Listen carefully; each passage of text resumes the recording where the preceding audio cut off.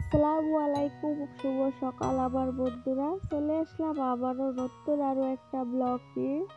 তো আশা করছি আমার পুরো ব্লগটা দেখতে স্কিপ করবে না। কয়দিন যাবত হচ্ছে আমি তোমাদেরকে কোনো ব্লগ দিতে পারতেছি না, কেননা আমার শরীরটা খুবই অসুস্থ যাচ্ছে, তার জন্য আমি মোবাইলটা তেমন হাতে নিচ্ছি না আর ব্লগও তোমাদেরকে দিতে পারতেছি না। তো আজকে থেকে আবারও স্টার্ট করে দিলাম ডেইলি ব্লগ দেওয়ার জন্য। তো যারা যারা আমার ডেইলি ব্লগ দেখতে ভালোবাসো তারা আমার চ্যানেলটাকে সাবস্ক্রাইব করে বেল আইকনটাকে প্রেস করে রাখবে, যাতে কোনো নতুন আমি ব্লগ দেওয়ার সঙ্গে সঙ্গে তোমাদের কাছে চলে যায় আর তোমরা সবার আগে দেখতে পারো।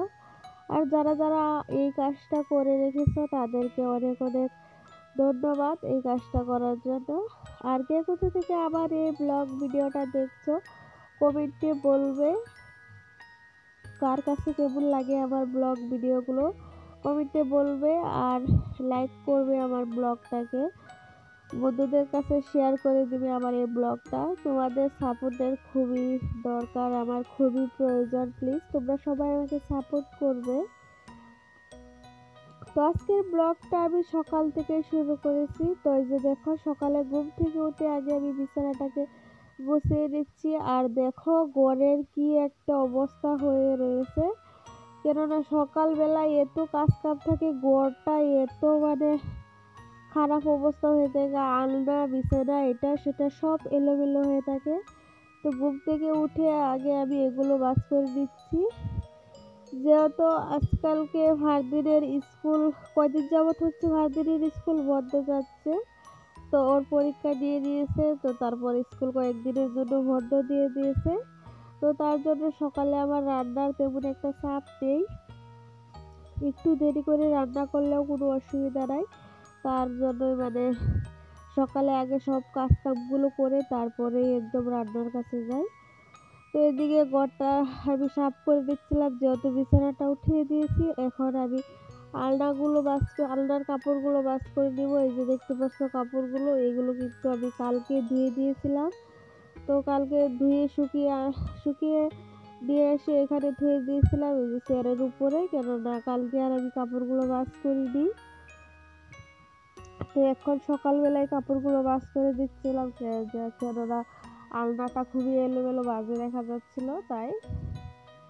তো আবার কাপড়গুলো ভাঁজ করে আবার চলে যাবো অন্য অন্য কাজে, আবার অন্য আরো অনেকগুলো কাজ আছে। তোমাদের দাদাভাই কিন্তু আজকে ঘরে নেই, ও চলে গেছে সকালবেলায়। তো সকালে আজকে দোকানে চলে গেছে, আমাকে মানে আমি ঘুমিয়েছিলাম তখনই ও চলে গেছে, কেননা ও আজকে অনেক দূরে যাবে মালের জন্য, তাই ও আমাকে ঘুমে রেখেই চলে গেছে। তো আমার ছেলেও কিন্তু উঠে ও খেলা করছে। তো এদিকে আমি আমার কাজগুলো নিজের মর্জি মতো করে দিচ্ছিলাম, যেহেতু এক একজন এক এক দিকে। তো রান্নার তেমন একটা চাপ নেই। তো এদিকে ঘরটাকে গুছিয়ে নিয়ে এখন আমি ঘরটাকে ঝাড় দিয়ে দিচ্ছিলাম, যেহেতু আমাদের মাটির ঘর। তো এই যে দেখো ঝাড় দিয়ে দিচ্ছিলাম। আর আবার ঘরটা ঝাড় দেওয়ার পরে উঠানটাও ঝাড় দেবো। আর আমাদের উঠানটা কিন্তু খুবই খুবই বড় একটা উঠান। তো আর আমাদের বাড়ির চারিদিকে কিন্তু অনেকগুলো বাগানও আছে, তোমরা দেখতে পারবে। তো এই যে দেখো আমার খুব একটা বড় সড়ো একটা উঠান। আর এই যে দেখো কেমন বাতাস হচ্ছে, আজকে সকাল থেকে অনেকটা বাতাস দিচ্ছে। আর আমাদের বাড়িতে অনেকগুলো গাছ গাছগাছালি আছে, তার জন্য সব গাছের পাতা এসে একেবারে উঠানে পড়ে থাকে। আর উঠানটা খুবই নোংরা দেখা যায়, সকালে বিকালে উঠানটাকে ঝাড় দিতে হয়। তো আমি দুইটা উঠানটাকে ঝাড় দিই, সকালে একবার আর বিকালে একবার, দুইটা ঝাড় দিতে হয়। তো এই যে সকালে উঠানটা ঝাড় দিয়ে দিচ্ছিলাম। আর ওই যে দেখো আমার ছেলে আসছিল, সবার আগে যেটা এসেছিল সেটাই কিন্তু আমার ছেলে।